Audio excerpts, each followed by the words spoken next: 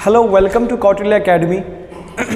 आज मैं दोबारा आपके सामने उपस्थित हुआ हूँ करंट अफेयर्स का न्यू सेगमेंट लेके। जैसे कि आपको पता है कि करंट अफेयर्स का जो वेटेज है आपके एग्जामिनेशन में लगातार बढ़ता हुआ जा रहा है, तो आपके लिए बहुत ज़्यादा इम्पॉर्टेंट है कि आप करंट अफेयर्स के सेगमेंट को अच्छे तरीके से समझिए, इवेंट के डेप्थ को समझिए और एज पर द सिलेबस इसको जोड़ने की कोशिश करिए। उसी क्रम में आज मैं आपके सामने एक बहुत इंपॉर्टेंट इवेंट लेके प्रेजेंट हुआ हूँ। Okay, so let's discuss the event. सबसे पहले हम लोग बात करेंगे जो है यूएस एड। ये जो इवेंट है, ये जो घटना है, ये काफ़ी ज़्यादा सुर्खियों में है। मैंने इसका बैकग्राउंड प्रीवियस 2 वीडियोस के द्वारा आपको बताया हुआ है कि कैसे डोनाल्ड ट्रंप का यूएस प्रेसिडेंट बनना एक अपने आप में ढेर सारे पॉसिबिलिटीज़ और चैलेंजेस और ढेर सारे न्यू डेवलपमेंट्स को इनवाइट कर रहा है। और हम लोग लगातार, सिर्फ हम इंडिया बस नहीं, दुनिया भर के मुल्क इसके ऊपर कड़ी नज़र बना के रखे हुए हैं। उसी क्रम में डोनाल्ड ट्रंप के द्वारा लिए गए कई सारे जो एग्जीक्यूटिव एक्शंस हैं, उसके जो इम्पैक्ट्स हैं, उसके ऊपर भी कड़ी एनालिसिस चल रही है। उसी क्रम में द हिंदू में ये आर्टिकल छपा हुआ है रिलेटेड टू यूएस एड, जिसको आप बोलते हैं United states agency for international development. United states agency for international development. देखते हैं क्यों ये सुर्खियों में है और इसके रिलेटेड आर्टिकल क्या आपको क्या बातें, क्या जानकारी आपके सामने रखता है। अगर इसका सोर्स हम देखेंगे तो हम द हिंदू से हम लोगों ने इसको पिक किया हुआ है। सेकंड, ये जनरल स्टडीज पेपर 2 से आपका हाईली रिलेटेड है। ये डेवलपमेंट प्रीवियस 2 एपिसोड से हम लोग लगातार देखते हुए चले आ रहे हैं, है ना। यूनाइटेड स्टेट्स में जो सत्ता परिवर्तन हुआ है उसको लेके, उसके पॉलिटिकल, इकोनॉमिक, सोशल इम्पैक्ट्स को लेके, इंडिया यूएस रिलेशंस को लेके, एंड नॉट ओनली दैट, जिस तरीके से यूनाइटेड स्टेट्स अपने आप को सुपर पावर के रूप में इंपोज करता है और कैसे एक complex economic web United states ने तैयार करके रखा है, उस सेगमेंट्स के बारे में ये आर्टिकल आपको काफ़ी डिटेल जानकारी देता है। तो लेट्स गेट इनटू इट। सबसे पहला कॉन्टेक्स्ट क्या है? सबसे पहला कॉन्टेक्स्ट यहाँ पे ये है कि the future of United states agency for international development is uncertain. इसके ऊपर एक सवालिया निशान खड़ा करने की लगातार कोशिश करी जा रही है बाय द ट्रंप एडमिनिस्ट्रेशन। कैसे? Trump administration is planning it's merger with the US department of the state. Trump administration US add को डिपार्टमेंट ऑफ स्टेट के साथ मर्ज करने में लगे हुए हैं। मर्जर 2 ही कंडीशन में होता है, या तो आपका जो डिपार्टमेंट है वो लेस सिग्निफिकेंट हो जाए, या तो आपको लगे कि भाई आपका फाइनेंशियल क्रंच काफ़ी ज़्यादा हो रहा है, इस क्रम में आप सस्टेनेंस के लिए इसको मर्ज कर रहे हैं। तो यूनाइटेड स्टेट्स में अगर देखेंगे तो ये प्लानिंग ट्रंप एडमिनिस्ट्रेशन के द्वारा लगातार चल रहा है। क्यों?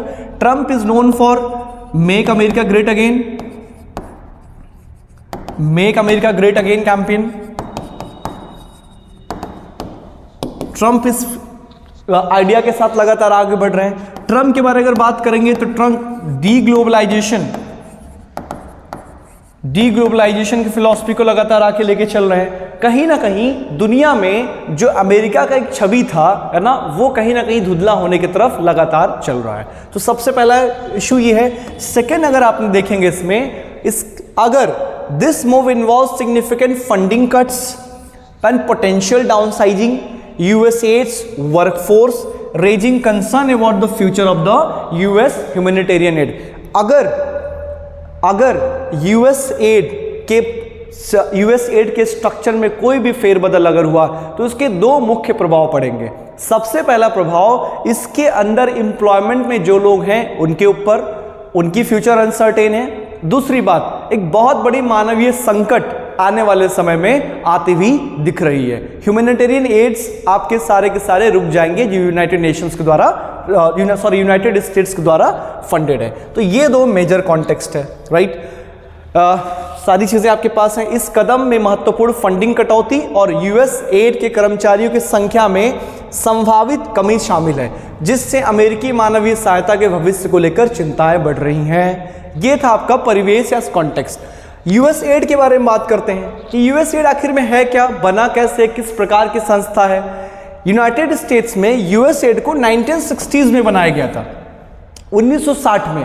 और इसका मुख्य पर्पस था oversee and administer international humanitarian add, जो अंतर्राष्ट्रीय मानवीय सहायता यूनाइटेड स्टेट्स के द्वारा दिया जाता था, उसके ऊपर ध्यान देने के लिए इस विशेष संस्था को बनाया गया था 1960 में ही। और इसको बाकायदा कानून के अंदर बनाया गया है, that is foreign assistant act of 1961। मतलब कि ये कोई मात्र एग्जीक्यूटिव बॉडी नहीं है, ये एक लेजिस्लेटिव बॉडी है, और उस लेजिस्लेटिव बॉडी को यूएस कांग्रेस के द्वारा लीगली मैंडेट करके बनाया गया है। इसका मतलब this is one of the very significant organisation. दूसरी बात अगर करेंगे पर्सनल्स के बारे में, तो इसमें लगभग 10,000 लोग इसके अंडर काम करते हैं। USAID is giving employment to at least 10,000 people and working in over 60 nations. लगभग 60 देशों में इसके एक्टिविटी चलते हैं। तो यहां से आप समझ सकते हैं कि ये कितना बड़ा ऑर्गेनाइजेशन है और किस लेवल में यहां पे काम हो रहा है। ठीक, अब देखेंगे कि एरियाज किन क्षेत्रों में ये विशेष काम करता है। अगर क्षेत्रों के बारे में बात करेंगे तो सबसे मुख्य चीज क्या है, फूड सिक्योरिटी, खाद्य सुरक्षा। खाद्य सुरक्षा वाले मुद्दे पे विशेष काम करता है। कैसे करता है खाद्य सुरक्षा पे काम ये, इसको ध्यान से देखिए। इसका विशेष काम होता है फेमाइन रिलीफ, अकाल के द्वारा होने वाले जो समस्याएं हैं, अकाल से निकलने वाली जो परिस्थितियां होती हैं, उसको टैकल करने में विशेष मदद करता है। अकाल कब आती है, जब किसी एरिया में 2 साल से ज़्यादा समय तक सूखा पड़ता है। सूखा पड़ने के केस में वहाँ पे खाद्य उत्पादन की समस्याएं आती हैं, और जब खाद्य उत्पादन की समस्या लंबे समय तक विद्यमान रहता है, वो रिजल्ट लेके आता है आपके यहाँ अकाल का। तो सबसे पहली बात ये फेमाइन रिलीफ देती है। दूसरी बात, ये operates an advance food shortage prediction system. इसके पास एक ऐसा व्यवस्था है जिसमें देखा जाता है कि दुनिया के किस क्षेत्र में खाद्य असुरक्षा आने वाला है। अगर ऐसी स्थिति है तो वहां पे पहले से ही प्री प्लान्ड वे में किसी टाइप का ह्यूमैनिटेरियन क्राइसिस को प्रिवेंट करने की कोशिश किया जाता है। इसका पहला फंक्शन। सेकेंड है आपका हेल्थ केयर। उन नेशंस में जिन नेशंस का हेल्थ सिस्टम बहुत ज़्यादा कमज़ोर है, बहुत ज़्यादा लचीला है, अगर वहाँ पे किसी भी प्रकार के क्राइसिस को रोका जाना है तो उसके लिए हेल्थ केयर में ये विशेष काम करता है।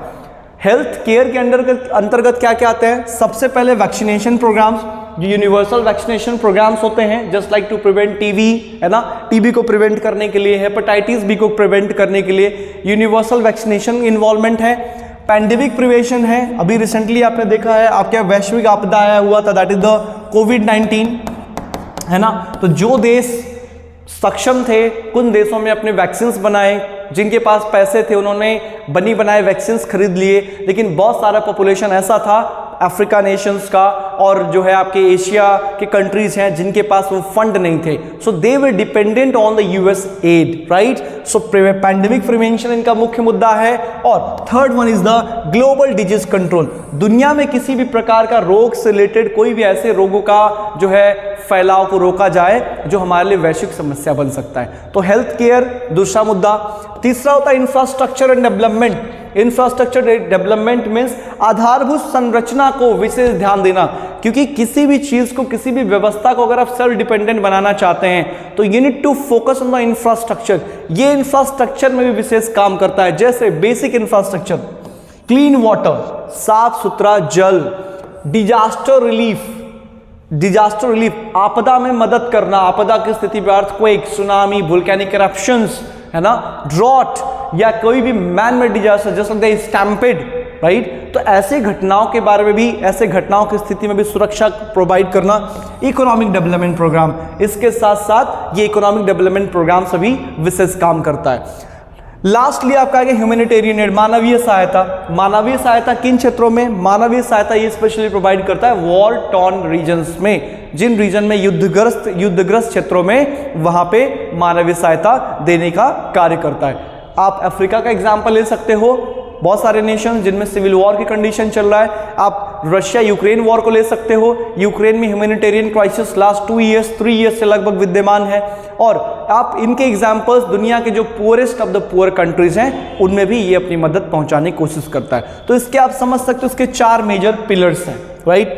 अब अगर हम बात करेंगे इसका बजट कहां से आता है, बजट और ग्लोबल स्पेंडिंग्स। बजट कहाँ से आता है? तो बजट आप डेफिनेटली बात करेंगे तो यूनाइटेड स्टेट्स इसके बजट को देता है, पास करता है। लगभग 68 बिलियन यूएस डॉलर, इतना पैसा इन लोगों ने इंटरनेशनल एड के लिए रखा हुआ है। उसमें अगर आप देखेंगे यूएस एड लगभग मोर देन 50% इसी के पास जाता है, तो लगभग 40 बिलियन डॉलर के आसपास। और अगर आप इसमें देखेंगे किन कॉन्टिनेंट्स में या कहाँ पे ये हाईली एक्टिव है, ये एड प्रोग्राम्स कहाँ के लोगों को बेनिफिट ज़्यादा देते हैं, so that is the area of Asia, Africa and the Europe, right, and particularly Ukraine में इसका जो है इन्वॉल्वमेंट ज़्यादा चल रहा है। अच्छा, अगर आप आईआर के पर्सपेक्टिव से देखेंगे तो आपको समझ में आएगा एशिया में, अफ्रीका में, यूरोप में इन्वेस्टमेंट के क्या पर्पसेस हैं। कोई ऐसा तो है नहीं कि यूनाइटेड स्टेट्स पूरी तरीके से सिर्फ वेलफेयर मैकेनिज्म्स के साथ चल रहा है। हर देश का अपने इंटरेस्ट होते हैं और उस कॉमन इंटरेस्ट के आधार पे जो भी डेवलपमेंट्स होते हैं वो चल रहे होते हैं, राइट। तो अगर आप देखेंगे तो एशिया में यूएसए का इन्वॉल्वमेंट का अर्थ क्या होता है? एशिया में यूएसए का एक सबसे बड़ा जो एनिमी है दैट इज द चाइना, या आप कह सकते हैं competitor, enemy is not the right word, competitor, China को काउंटर करना। अफ्रीका में जो एक न्यू वर्ल्ड या थर्ड वर्ल्ड कंट्रीज कहा जाता है, अफ्रीका में रिसोर्सेज के लिए कंपटीशन चल रहा है between the United states and the China. और यूरोप में लगातार आप देख रहे हैं यूरोप इस समय एक कंफ्यूज स्टेट में चल रहा है। यूरोप में कई सारे अदर संघर्ष चल रहे हैं, उन संघर्षों के बीच में रशिया और यूक्रेन के बीच का युद्ध। तो ये तीनों कॉमन इंटरेस्ट के वजह say that is the United states लगातार इन एरियाज में अपने फंडिंग को लगातार बढ़ा रहा था। अब US remains the largest global donor, सबसे बड़ा ये वैश्विक जो है दान देता है, और मेजॉरिटी ऑफ द एड ये जो है इन क्षेत्रों में खर्चा करता है, out spending like major aid contributors like the UK. Britain के तरह ही ये क्या करता है, ये भी खूब ज़्यादा पैसा दान करता है, स्पेशली अगर यूएसए को देखेंगे तो आपके टॉप नंबर में पड़ेगा, राइट। अब इसमें मुद्दे की बात आती है कि ऐसा क्यों हो रहा है, why is this person, why Donald Trump is criticising US aid, why he is trying to curve the aids given to the united that is the US aid. तो इसके बारे में अगर बात करेंगे तो सबसे पहले बात आती है फॉरेन एड स्पेंडिंग। एक क्रिटिसिज्म चल रही कि भाई टैक्स पेयर का महत्वपूर्ण पैसा आप कहाँ पे खर्च करें, दूसरे देशों में, जो कहीं ना कहीं जिस तरीके से अमेरिका का स्थिति चल रहा है अभी, जिस तरीके से अमेरिका एक मल्टीपोलर वर्ल्ड में जिस तरीके से कंपटीशन फेस रहा है, कहीं ना कहीं अमेरिका को ऐसा लग रहा है कि हमें अपने आप को रिजुविनेट करने की, दोबारा से रिस्ट्रक्चर करने की आवश्यकता है, और उस रिस्ट्रक्चरिंग में बाहर जाने वाले पैसे को हमें देश के अंदर लाने की जरूरत है। इसीलिए हमने बात किया कि डी ग्लोबलाइजेशन का एक नया दौर स्टार्ट होता है जब भी डोनाल्ड ट्रंप आते हैं। तो पहला क्रिटिसिज्म किया जा रहा है डोनाल्ड ट्रंप का एडमिनिस्ट्रेशन। डोनाल्ड ट्रंप ने फॉरेन एड को बहुत लंबे समय से क्रिटिसाइज किया। डोनाल्ड ट्रंप के ही टाइमिंग पे अगर आप देखेंगे, डोनाल्ड ट्रंप ने अफगानिस्तान या जो अमेरिकन सोल्जर जो अदर नेशंस में सर्व करे थे उनको वापस लाने के बारे में बात किया, ठीक है। इंडिया के साथ भी प्रपोजल उसी समय लाया गया था कि भाई आपके नेबर्स में अगर हम प्रेजेंट हैं आपके सुरक्षा के लिए तो आप भी हम लोग को कोऑपरेट करिए, but we denied it. India US relations में आपको कोई बात ध्यान रखनी है। ट्रंप ने इसके लिए क्या किया, ट्रंप ने एक एग्जीक्यूटिव ऑर्डर पास किया। उस एग्जीक्यूटिव ऑर्डर के through international spending for 90 days को पॉज कर दिया। मतलब ट्रंप ने किया क्या है कि 90 दिन के लिए जो भी इंटरनेशनल स्पेंडिंग है वो रुक जाएगा, कोई भी फंड आप वहां से विड्रॉ नहीं कर पाओगे। इसका मतलब क्या है कि 90 दिन की एक्टिविटीज आपके बिल्कुल they are not in progress, वो प्रोग्रेस में नहीं है। पब्लिक ओपिनियन अगर देखोगे तो public opinion largely Donald Trump के फेवर में है ना, जिन्होंने इस चीज़ को जो है फेवर किया कि भाई आप फॉरेन एड को भाई रिड्यूस करिए, इसके वजह से हमारे इंटरनल प्रॉब्लम्स काफ़ी ज़्यादा हो रहे हैं। तीसरा सबसे बड़ी बात अगर देखोगे तो entry of the Elon Musk जो एक जो है व्यापारी हैं, इलॉन मस्क की एंट्री हुई है। तो व्यापारी हमेशा प्रॉफिट ओरिएंटेड होता है। उनका कहना यह है कि कोई डिपार्टमेंट अगर वेल फंक्शन कर रहे हैं हमारे इंटरेस्ट में तो आप उसको रखिए, अगर वेल फंक्शन नहीं करिए, आपके इंटरेस्ट में नहीं है तो उसको क्या करिए, शट डाउन करिए, जैसे प्राइवेट कंपनीज में होती हैं। तो ये 2-3 बातें लगातार काफ़ी ज़्यादा उठती हुई चल रही हैं। इसी क्रम में अगर आप देखेंगे इसके मेजर इम्पैक्ट, अगर इसका इम्पैक्ट देखेंगे, इसका मुख्य असर देखेंगे, तो सबसे पहला चीज़ आपने देखा कि जो humanitarian add plus food security plus clean water के इंफ्रास्ट्रक्चर डेवलप करने वाली जो चीजें थी, जो बेसिक ह्यूमन राइट्स के अंतर्गत भी आती हैं, जो रिस्पॉन्सिबिलिटी एक डेवलप्ड और मेच्योर डेमोक्रेसी या मेच्योर नेशन का होना चाहिए, उसके ऊपर सबसे मेजर इंपैक्ट पड़ेगा। Critical programs, medical aid, clean water initiatives, ये सबसे पहले रुक जाएंगे। दूसरा, सिक्योरिटी कंसर्न्स निकल के आएंगे। कई सारे रीजन्स में यूएस एड के वर्कर्स काम कर रहे हैं, ऐसे रीजन्स में जहां कभी सिविल वॉर चल रहा था, जहां सेक्टोरियल स्ट्राइक बहुत कॉमन हुआ करता था, इस समय एक हाल्टिंग की कंडीशन पे जब उन वर्कर्स को सैलरी नहीं मिलेगा, पैसा नहीं मिलेगा, तो चांसेस बन सकते हैं कि दोबारा से वहां पे कॉन्फ्लिक्ट री एमर्ज हो जाए। मतलब कि आप यहां पे समझ सकते हैं, री एमर्जेंस ऑफ कॉन्फ्लिक्ट, री एमर्जेंस ऑफ कॉन्फ्लिक्ट, कॉन्फ्लिक्ट का री एमर्जेंस भी हो सकता है, इसका एक इंपैक्ट। ठीक है। और तीसरा सबसे बड़ी बात, अमेरिका, जैसे अमेरिका को लगातार चाइना से चैलेंज फेस मिल रहा है, तो जो वैक्यूम, जो खाली जगह अमेरिका फिट करके छोड़ेगा, उस खाली जगह को चाइना जैसा कंट्री उसको कवर कर सकता है। तो ये अपने आप में यूनाइटेड स्टेट्स का जो भी प्रेस्टीज है ग्लोबल पावर में, जो भी प्रेस्टीज है ग्लोबल एरिना में, राइट, ग्लोबल एरिना में, वो उसके ऊपर भी बहुत बड़ा प्रभाव पड़ रहा है। Along with that, disruption of the global humanitarian efforts, जो वैश्विक मानवीय सहायता या वैश्विक महानीय जो भी लोग, जिसमें लोग लगातार अपना योगदान दे रहे थे, उसके ऊपर भी बहुत बड़ा रुकावट आने वाला है। तो आप लगातार इन सब चीजों को ध्यान में रखेंगे। अब क्वेश्चन नेक्स्ट आर्टिकल में पूछा गया है कि क्या ये ऑर्डर, क्या यूएस एड को यूएस प्रेसिडेंट एक तरफा अपने मनमर्जी हिसाब से शट डाउन कर सकते हैं?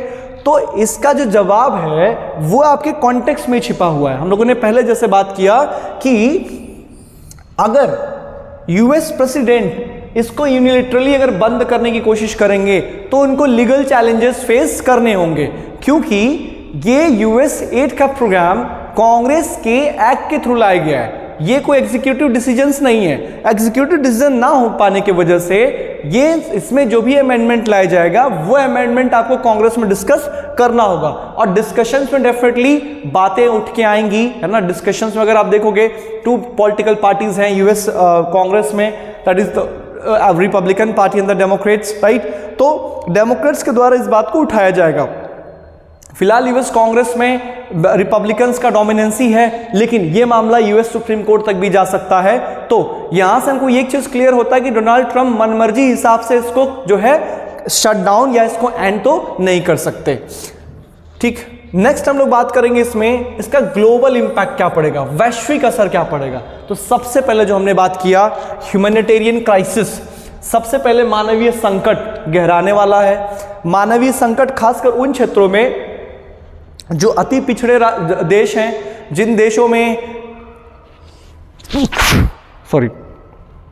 जिन देशों में मानवीय संकट काफी ज्यादा है, स्पेशली गृह युद्ध वाले क्षेत्रों में, है ना, जहां अंतरराज्यीय युद्ध चल रहा है, उन सब क्षेत्रों में, जनजातीय क्षेत्रों में, specially in the Africa and related Asian Nations. तो सबसे पहला इंपैक्ट आपको यहां पे दिख रहा होगा।